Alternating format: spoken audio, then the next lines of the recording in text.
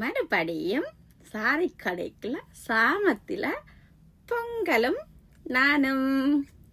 Okay, இன்றைக்கு நான் ஃபேஸ்புக்கில் இன்ஸ்டாகிராமில் பொங்கல் வீடியோஸ் போட்டேன். நான் இன்ஸ்டாகிராமில் உண்மையிலேயே இங்கே தாக்கள்லாம் கூட இருக்கிறபடியே அவங்களுக்கு தெரியும் இங்கே இன்றைக்கு தான் பொங்கல் அண்டு. ஃபேஸ்புக்கில் நிறைய கமெண்ட்கள் வந்தது, டிக்டாக்லேயும் சரி. பொங்கல் நாளைக்குத்தான் இன்றைக்கே செலிப்ரேட் பண்ணுறீங்க. உண்மையிலேயே அது உண்மைதான். என்னன்னு சொன்னால் தை முதலாம் தேதி தான் எங்களுக்கு பொங்கல். தை பிறக்கிற நாளண்டு தான் நாங்கள் பொங்கல் செய்யறோம். நாளைக்கு 15ஆம் தேதி தான் தமிழுக்கு தையில முதலாம் தேதி வருகுது. அப்ப நாளைக்கு தான் பொங்கல். உண்மையிலேயே ஊர்ல அதுதான் கொண்டாடுறாங்க, இந்தியாவில் ஊர்ல எல்லாம்.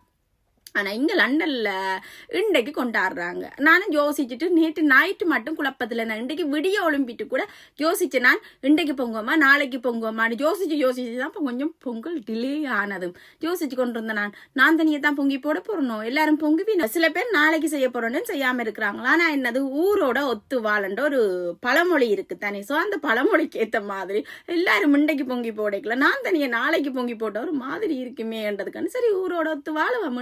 இன்றைக்கு இங்க லண்டன்ல பொங்குறாங்க, நானும் இன்றைக்கு லண்டன்ல பொங்குவோம், நாளைக்கு ஊர்ல பொங்குறாக்கள் பொங்கட்டும் வந்துட்டு இன்றைக்கு பொங்கலையும் பொங்கியாச்சுது. ஸோ இந்த கமெண்ட்ல கேட்ட ஆக்களுக்கு இதுதான் பதில். லண்டனில எல்லா இடமும் இன்றைக்கு தான் பொங்கல். இருந்தாலுமே லண்டனில ஒரு பகுதி ஈஸ்ட் லண்டன் பக்கம் நாளைக்கு தான் கொண்டாடுறாங்க பொங்கல்ன்றதும் கேள்விப்பட்டனா அதையும் உங்களுக்கு சொல்றேன். ஸோ நாளைக்கும் லண்டன்ல இருந்து கொஞ்சம் பொங்கல் வீடியோஸ்கள் வரும்.